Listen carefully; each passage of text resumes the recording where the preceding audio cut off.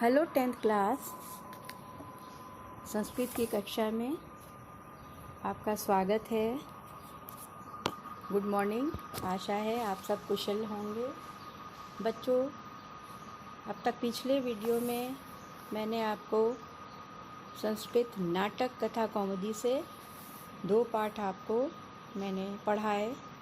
उन पाठों का सारांश और उनसे संबंधित चरित्र चित्रण आपको लिखने के लिए भी भेजा था। साथ ही गृह कार्य के लिए आपको हमने कुछ प्रश्न भी भेजे थे। आशा है आप लोगों ने भी पूरे कर लिए होंगे। और बच्चों को नाटक का काम था तो वो नाटक की कॉपी आपकी अलग ही होगी। अब जो हम पढ़ाने जा रहे हैं वो गद्य भारती का पाठ है, तो ये आप जो भी काम अब इसमें देंगे गद्य भारती की आप अलग एक कॉपी बनाएंगे, उसमें करेंगे। तो आज पहला पाठ हम प्रारंभ कर रहे हैं जिसका नाम है कवि कुलगुरु कालिदास। इसमें महाकवि कालिदास के जीवन के बारे में बताया गया है। तो ध्यान दीजिए, मैं अर्थ बता रही हूँ। सबसे पहले मैं महाकवि कालिदास जी का परिचय दूंगी। महाकवि कालिदास जी संस्कृत के कवियों के मुकुटमणि हैं। न केवल भारत के अपितु विश्व के उत्कृष्ट कवियों में से एक हैं। उनकी कीर्ति देश देशांतर तक फैली हुई है।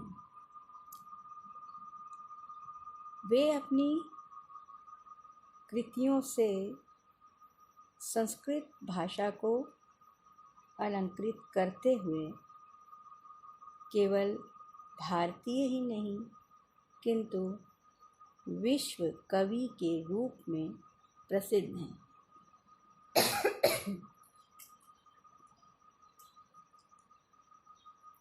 अब देखेंगे उनका स्थिति काल यानी समय।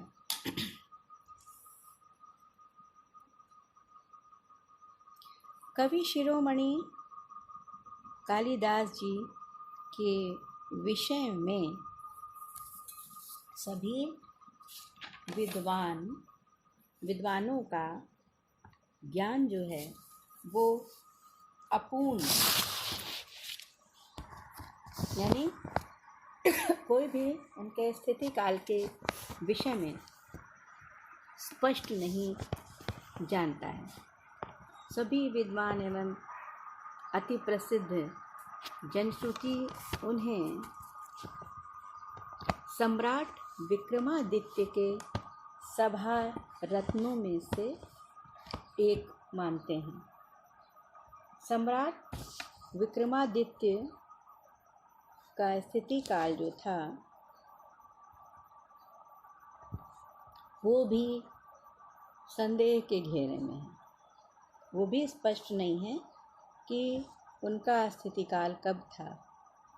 इसलिए महाकवि कालिदास का भी स्थिति काल जो है वो स्पष्ट नहीं हो पाता है।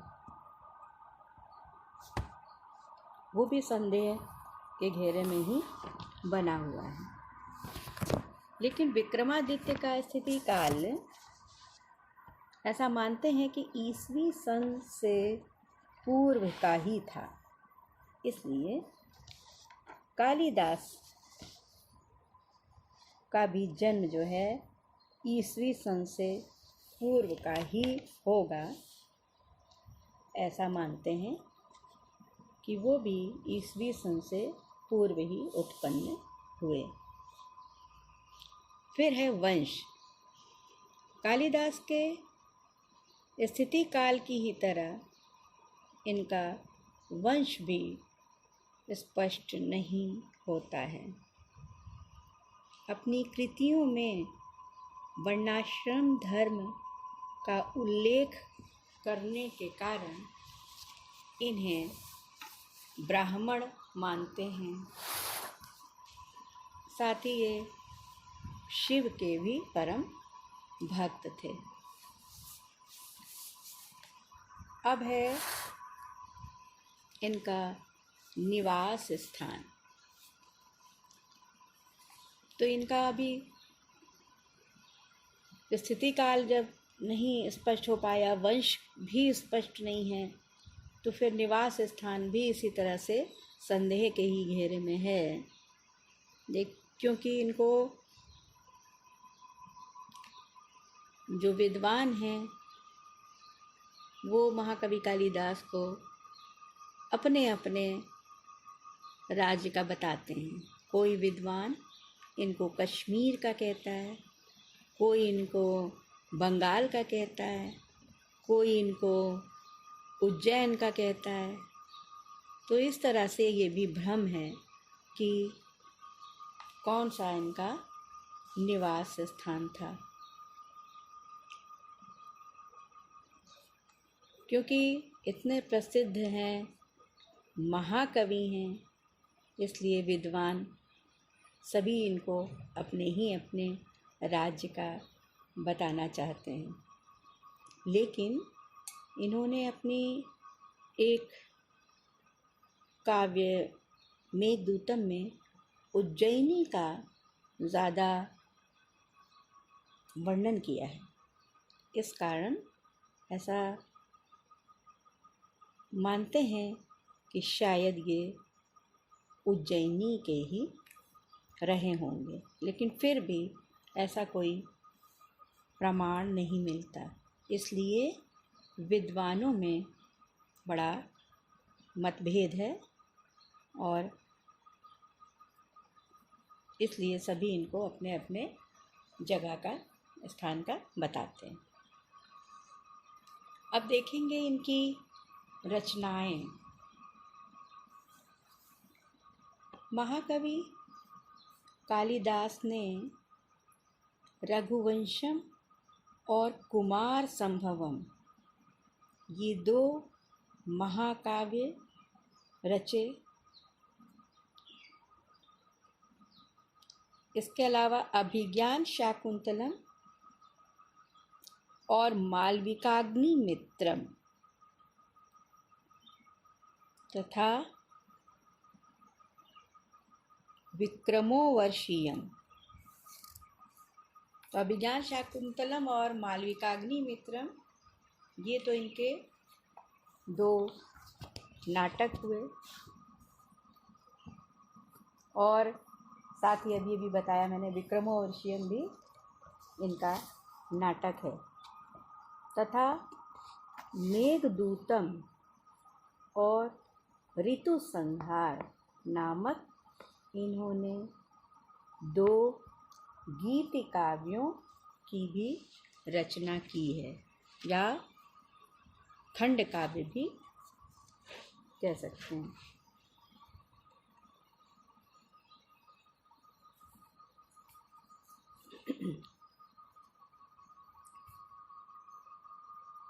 तो ऋतु संहार और मेघदूतम ये दो इनके खंड काव्य गीति काव्य हैं। तो ये इनकी बहुत ही प्रसिद्ध रचनाएं हैं, जिसमें रघुवंशम जो है इनका सर्वश्रेष्ठ महाकाव्य है। इसमें इन्होंने सभी इक्ष्वाकु वंशीय राजाओं, राजा दिलीप से लेकर अग्निवर्ण तक सभी राजाओं के चरित्र का बहुत ही सुंदर वर्णन किया है। कुमार संभवम जो इनका महाकाव्य है, इसमें इन्होंने शिव और पार्वती के पुत्र कार्तिकेय के जीवन की कथा का अत्यंत ही रोचक वर्णन किया है। उसके बाद है मेघदूतम। इसमें इन्होंने वियोग श्रृंगार से परिपूर्ण श्लोक लिखे हैं, और इसमें यक्ष और यक्ष की पत्नी के माध्यम से इन्होंने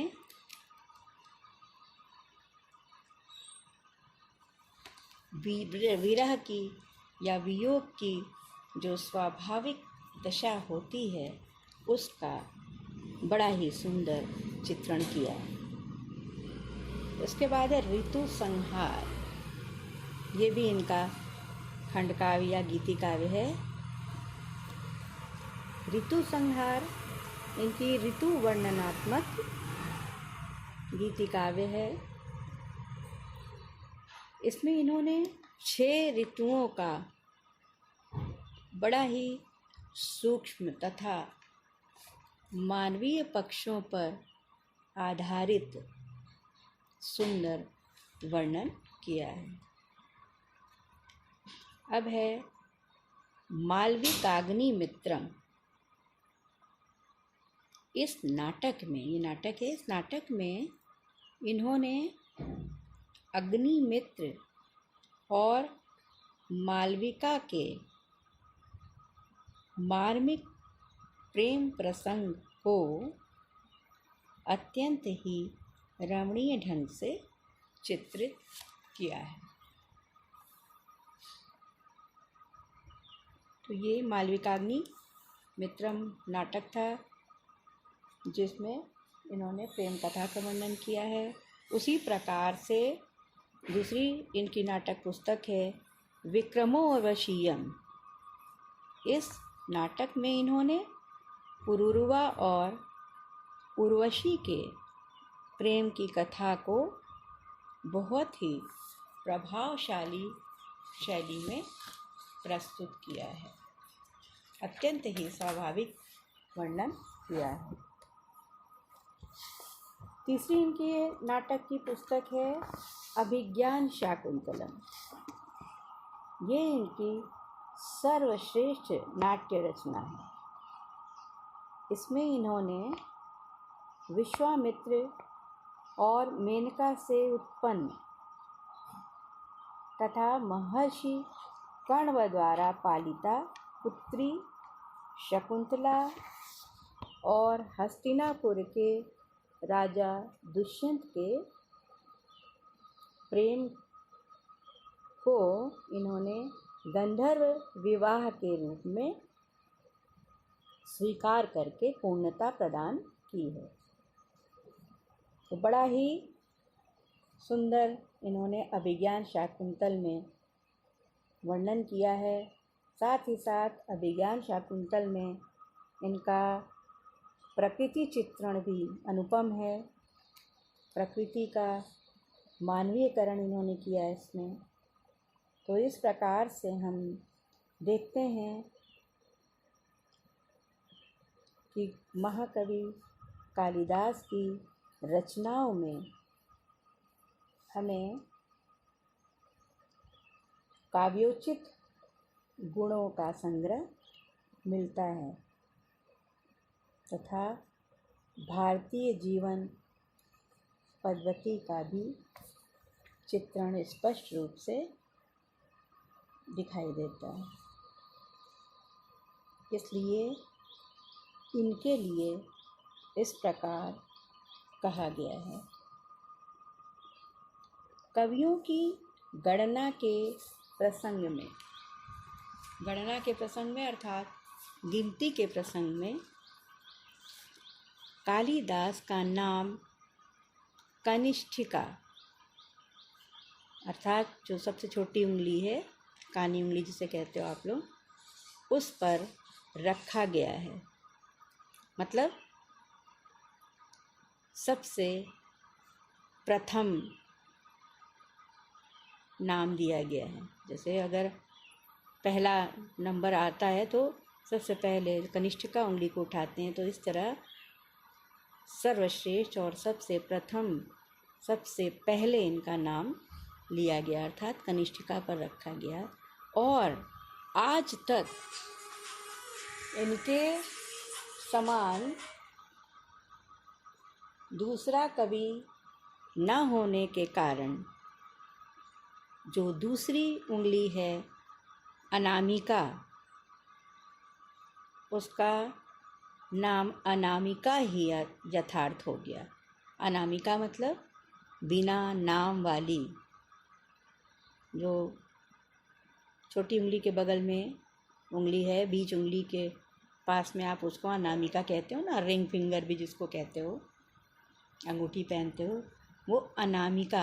अनामिका मतलब बिना नाम वाली, क्योंकि कालिदास के समान कोई दूसरा सर्वश्रेष्ठ कवि हुआ ही नहीं कि जो उस उंगली पर गिना जाता। तो इस प्रकार से ये थी कालिदास के जीवन का पूरा चित्रण। तो बच्चों, ये मैंने बता दिया है आपको अच्छी तरह से, आशा है आप समझ गए होंगे।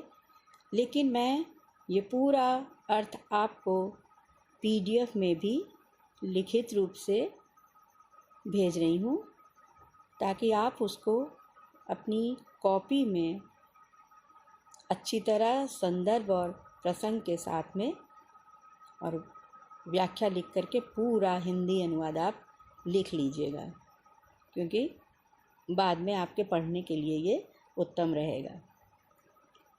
और साथ ही साथ में कुछ मैं होमवर्क के लिए, आपके गृह कार्य के लिए कुछ प्रश्न भी भेज रही हूँ, उसका उत्तर भी आप ढूंढ करके स्वयं से लिखिएगा। तो आज बस इतना ही बता रही हूँ। इस काम को पूरा करिए, पूरा अपनी कॉपी में ज़रूर लिखिएगा, क्योंकि इसको आप भूल जाएंगे और फिर आपको पढ़ने में कठिनाई होगी। और आपकी बोर्ड की परीक्षा के लिए यह पाठ जो है बहुत ही महत्वपूर्ण है। ये महाकवि कालिदास ही संस्कृत के सर्वश्रेष्ठ विद्वान रहे हैं, तो इनके बारे में ज़रूर परीक्षा में प्रश्न पूछे जाते हैं। तो इसको आप छोड़िएगा नहीं, और ये नहीं कि आप लापरवाही करें। इसको ज़रूर से आप अपनी कॉपी में लिखिए और याद भी कीजिए और इसको समझिए भी। अगले वीडियो में हम फिर दूसरा पाठ आपको पढ़ाएंगे। वो हम बताएंगे कि हम काव्य करेंगे या गद्य से करेंगे। तब तक के लिए आप अपना ध्यान रखिए और खुश रहिए। धन्यवाद।